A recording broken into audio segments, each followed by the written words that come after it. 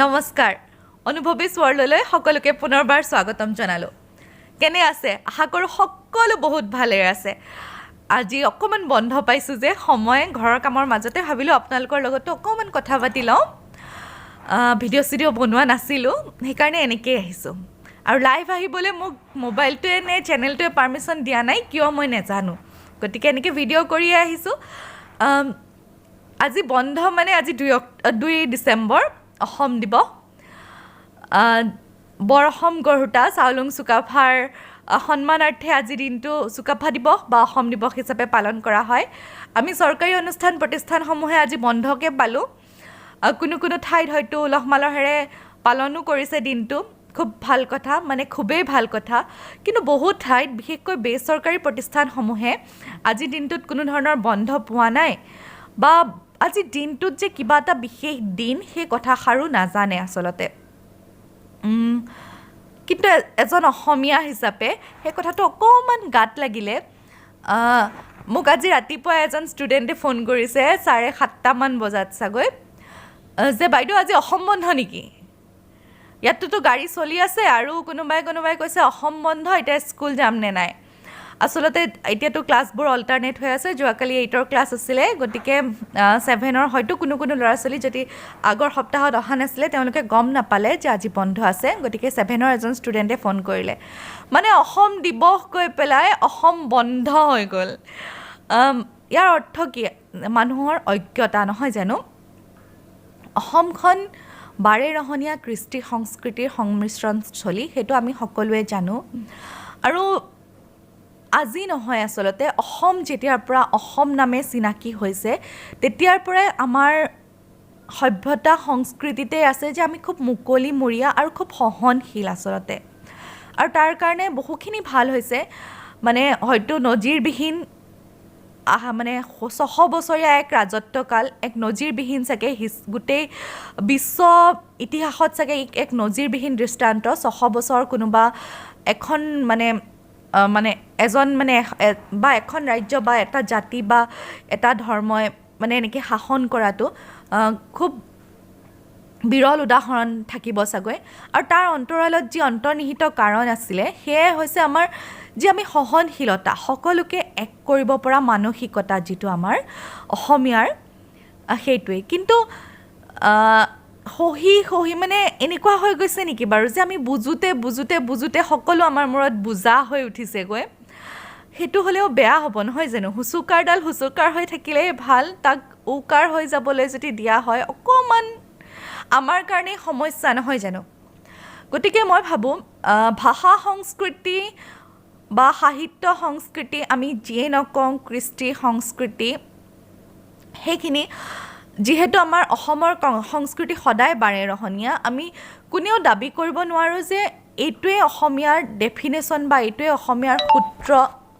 বা সংজ্ঞা আমি অসমীয়াক কোনো সংজ্ঞাৰে বান্ধিব নোৱাৰোঁ আচলতে ভূপেন হাজৰিকাদেৱে কোৱাৰ দৰে লুইতৰ পাৰত বহি মানে অসমৰ মাটি বায়ু সেৱন কৰি পানী গ্ৰহণ কৰি যোনে অসমীয়াইক আই বুলি গ্ৰহণ কৰিছে সেয়ে প্ৰকৃতাৰ্থত অসমীয়া আৰু আমি অসমীয়াসকলেও তেনেদৰে সকলোকে নিজৰ বাই ভনী হিচাপে আঁকোৱালি লৈ আহিছোঁ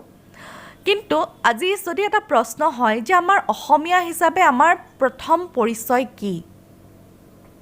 তেতিয়াহ'লে নিশ্চয় আমি আমাৰ সাজযোৰৰ কথাও ক'ব নোৱাৰোঁ যদিও বা পাট মুগা আমাৰ অসমীয়াৰ সাজ কিন্তু আমাৰ ঠাই বিশেষে আমাৰ সেই সাজযোৰ পিন্ধাৰ ধৰণ বা সাজযোৰৰ লগত মানে সাজযোৰৰ বিভিন্ন ধৰণ আছে কাৰণ আমাৰ বড়ো ভাইসকলে বেলেগকৈ পিন্ধে মিচিংসকলৰ পিন্ধাৰ মানে পাট মুগা তেওঁলোকে ঊলৰ সূতা ব্যৱহাৰ কৰে ঠিক তেনেকৈ আমি যদি গৌৰীপুৰলৈ যাওঁ তাত অসমীয়া লোকসকলে যিটো সাজ পোছাক পিন্ধে তাৰো ধৰণকৰণ অকণমান বেলেগ টাই আহোমসকলে যেনেধৰণে পিন্ধে তাৰো ধৰণকৰণ অকণমান বেলেগ সমগ্ৰ অসম হিচাপে আমি মুগা সাজযোৰক আমাৰ অসমীয়াৰ পৰিচয় হিচাপে যদিও বা কওঁ তথাপিও আমাৰ অসমীয়াৰ সাজ সজ্জাত বহুতখিনি পাৰ্থক্য আছে ঠাই বিশেষে তদুপৰি প্ৰত্যেকৰে নিজা আমাৰ বিশেষ যিহেতু বহুতো জাতি জনগোষ্ঠী লগ লাগি অসমীয়া সংস্কৃতি গঢ়িত হৈছে গতিকে আমাৰ প্ৰত্যেকৰে নিজৰ কিছুমান নিজা সংস্কৃতি আছে ৰীতি নীতি আছে আৰু সেইখিনি নিজা বুলিও নকওঁ, ঠাই ভেদেও আমাৰ কৃষ্টি সংস্কৃতিখিনি অসমত বিভিন্ন ঠাইত অলপ বেলেগ বেলেগ হৈছে। গতিকে সমূহীয়াকৈ অসমীয়া বুলি ক'বলৈ আমাৰ এটাই পৰিচয়, প্ৰথম নমস্কাৰ আৰু দ্বিতীয়তে আমাৰ ভাষাটো। গতিকে প্ৰত্যেকজন অসমীয়া হিচাপে আমি অসমীয়া ভাষা যিহেতু সমগ্ৰ অসমে এই ভাষাটোক গ্ৰহণ কৰিছোঁ, যদিও বা ঠাই বিশেষে অকণমান ভাষাটোৰ সাল সলনি আছে, কিন্তু লিখিত ভাষা হিচাপে মই যিটো কৈ আছোঁ, আমি তেনেধৰণে অসমীয়া ভাষাটোক গ্ৰহণ কৰিছোঁ সমগ্ৰ অসমৰ বাবে। গতিকে আমি অসমীয়া বা অসমীয়া জাতি, সংস্কৃতি, কৃষ্টি, ৰীতি নীতি সকলোখিনিক বুজাই ৰাখিবৰ কাৰণে প্ৰথম আমাৰ ভাষাটো সংৰক্ষণ কৰাটো খুবেই প্ৰয়োজন।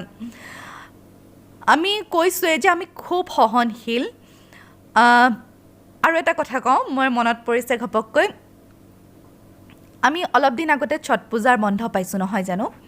ছট পূজাটো বিশেষকৈ বিহাৰী সম্প্ৰদায়ৰ। এতিয়া অসমত যথেষ্ট সংখ্যক বিহাৰৰ মানুহ আহি পেলাই বহিলে, তেওঁলোকে নিগাজিকৈ বাস কৰাৰ কাৰণে আজি অসম চৰকাৰে ছট পূজাৰো বন্ধ দিবলৈ বাধ্য হৈ পৰিছে। সেই ক্ষেত্ৰতে মোৰ এটা কথা মনত পৰিছে, মই যেতিয়া সময়ত প্ৰাইভেট স্কুল এখনত কৰি আছিলোঁ, মোৰ এজন ষ্টুডেণ্টে মোক সুধিছিল, মিছ आपके असम में इतना दाम क्यों होता है? हम लोगों के बिहार में तो हर चीज़ बहुत सस्ते में मिलता है। কথাটো অকণমান গাত লাগিলে। তেতিয়া মই উত্তৰটো এনেধৰণে দিলোঁ যে तुम तो असम में पैदा हुए हो, असम में ही खाते हो, असम में ही रहते हो, फिर भी तुम हमारे असम को हमारा असम नहीं, तुम आपका असम बोलते हो, और बिहार को आज भी हमारा बिहार बोलते हो, इसीलिए असम में हर चीज़ का दाम ज़्यादा है। কিন্তু কথাটো জানো ভাবিবলগীয়া নহয়? যদি তেওঁলোকে এতিয়াও অসমত ইমান দিন থাকি আজি অসম চৰকাৰে এটা চৰকাৰী বন্ধ তেওঁলোকৰ নামত ঘোষণা কৰি দিবলৈ বাধ্য হৈ গৈছে, তেনেস্থলতো যদি তেওঁলোকে আমাৰ অসমখনক নিজৰ হিচাপে ল'ব নাই, সেইটো খুব দুখৰ কথা। আৰু সেই কথাষাৰ যে অকল তেওঁলোক, মই সেই কথাটো কোৱা নাই। আজি বহু সম্প্ৰদায়ৰ লোক, মই কাকো আঙুলিয়াবলৈ, কোনো নিৰ্দিষ্ট সম্প্ৰদায়ক আঙুলিয়াবলৈ কথাষাৰ কোৱা নাই, কিন্তু ভুল বহুতখিনি আমাৰ আছে। আজি যদি মই সেই ষ্টুডেণ্টজনৰ লগত হিন্দী ভাষাত কথা নাপাতি, হিন্দী আমাৰ ৰাষ্ট্ৰীয় ভাষা, ইংলিছ ইণ্টাৰনেশ্যনেল লেংগুৱেজ, অ'কে, আমি সকলোৱে সেইখিনি ভাষা জানিব লাগে, বুজিব লাগে, ঠিকেই আছে, আমি সেইখিনি কৈছোঁ। কিন্তু মই যদি সেই ল'ৰাজনৰ লগত, সেই ছাত্ৰজনৰ লগত হিন্দীত কথা নাপাতি অসমীয়াত কথা পাতিলোঁ হয়, বা মোৰ লগৰ দুজন নেপালী বন্ধুৱে মোৰ লগত ৰৈ থাকি তেওঁলোকে নেপালীত কথা পাতে আৰু মই তেওঁলোকৰ নেপালী ভাষাত সহযোগ নকৰি যদি মই অসমীয়াত কথা পাতিলোঁ হয়, তেওঁলোককো অসমীয়াত কথা পাতিবলৈ বাধ্য কৰালোঁ হয়, বা বাধ্য কৰোৱা বুলি কৈছোঁ, মানে মই এইটো ক'ব যোৱা নাই যে জোৰ কৰি বাধ্য কৰোৱা, কিন্তু আমি অসমীয়াসকলে যদি আমি অসমীয়া ভাষাটোৰ প্ৰতি প্ৰকৃত শ্ৰদ্ধা দেখুৱাওঁ আৰু আমাৰ সমূহীয়া স্থানসমূহত যদি আমাৰ ভাষাটো আৰু আমাৰ আখৰ, অসমীয়া আখৰটো লিখাটো বাধ্য কৰোঁ। আজিকালি ছাত্ৰ সন্থাই বহুত জোৰ দিছে, সাহিত্য সভাৰ প্ৰচেষ্টা লৈছে যে বৰ্ডবিলাক, হৰ্ডিংবিলাক সদায় তাত অসমীয়া আখৰে প্ৰথম লিখিব লাগিব, তাৰপিছতহে ইংৰাজী ভাষাৰ প্ৰয়োগ হ'ব। ঠিক সেইদৰে সেই কথাখিনি যদি আমি চৰকাৰী ভাষা যিহেতু আমাৰ অসমীয়া, আমি চৰকাৰী কাৰ্যালয়সমূহতো যদি নথিপত্ৰসমূহ সকলো অসমীয়াত লিখা মেলা কৰিবলৈ লওঁ, বা চৰকাৰী অফিচ এটাত অসমীয়া ভাষাটোত কথা পতা বাধ্যতামূলক কৰি দিওঁ, তেতিয়াহে নিশ্চয় আমাৰ অসমীয়া ভাষাটো, সংস্কৃতিটো বজাই ৰাখিবলৈ সহজ হ'ব বুলি মই ভাবোঁ। আৰু লক্ষ্মীনাথ বেজবৰুৱাই কৈ গৈছিল, হয়, সেই সময়ত আছিল যে আমি অসমীয়া নহওঁ দুখীয়া, কিহৰ দুখীয়া হ'ম, সকলো আছিল, সকলো আছে, নুবুজো নলওঁ গম। কিন্তু ভূপেন হাজৰিকাই কোৱাটো আজিৰ তাৰিখত আখৰে আখৰে সত্য যে আমি অসমীয়া নহওঁ দুখীয়া বুলি সান্তনা লভিলে নহ'ব। আজিৰ অসমীয়াই নিজক নিচিনিলে অসম ৰসাতলে যাব। আৰু আজি যিটো ফোন কল আহিছিলে যে অসম দিৱসক অসম বন্ধ কৰি পেলালে, সেই কথাটোৱে মোৰ অন্তৰত বৰ বেয়াকৈ আঘাত দিলে আচলতে। সেইটো কাৰণে মই ভিডিঅ'টো বনালোঁ। আৰু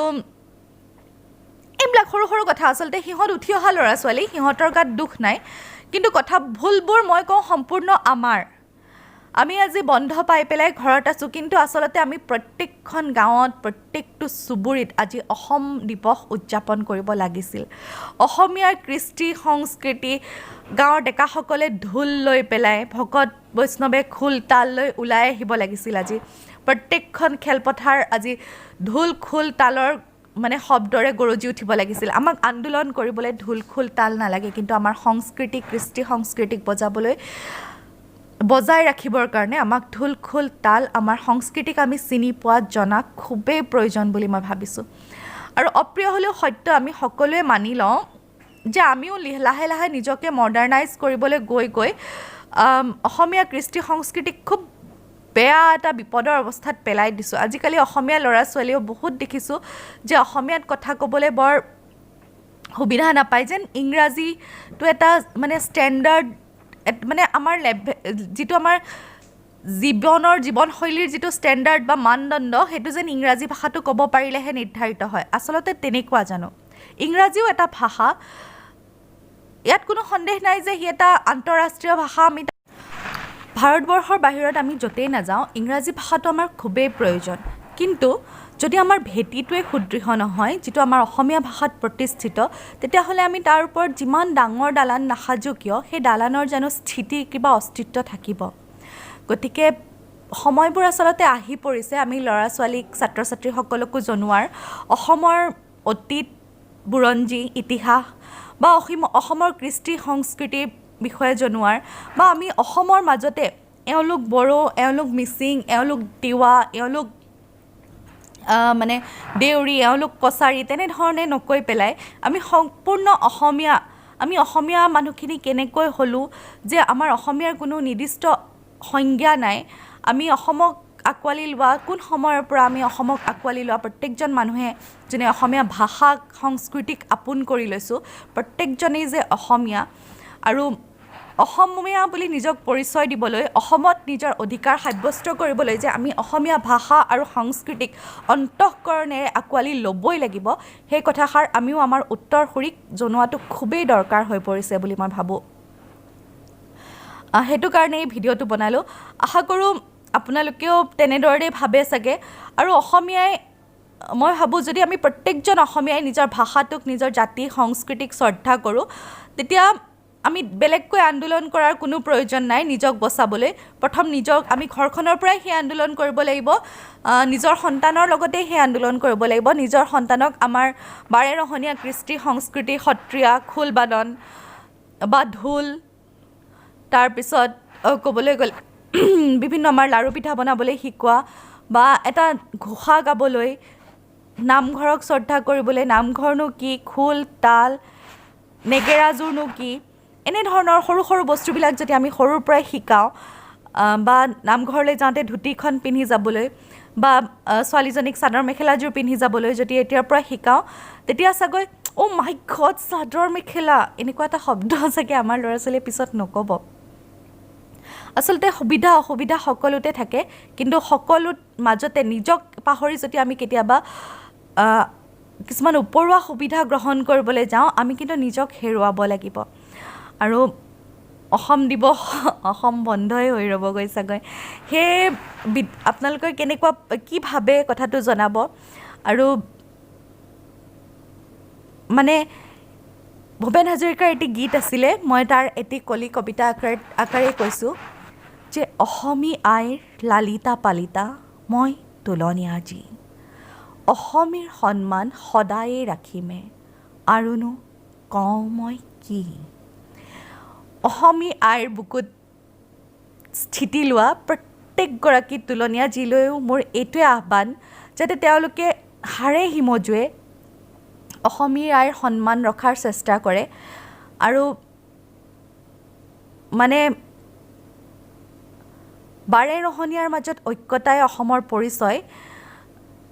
কিন্তু প্ৰথমে যাতে অন্য কিবা বুলি পৰিচয় দিয়াৰ আগত নিজক অসমীয়া বুলি পৰিচয় দি গৌৰৱবোধ কৰে তেতিয়াহে আমাৰ অসমখন অসম হৈ ৰ'ব আৰু অসমীয়াৰ সন্মান অক্ষুণ্ণ থাকিব এইটোৱে কথা আৰু বাকী চেনেলটোৱে আপোনালোকৰ বহুত মৰম পাইছে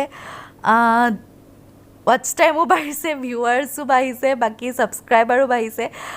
গতিকে পৰিয়ালটো মোৰ ডাঙৰেই হৈছে সেইকাৰণে মই এনেকৈ গুচি আহিলোঁ ঘৰুৱাভাৱে আপোনালোকৰ লগত কথাখিনি পাতোঁ বুলি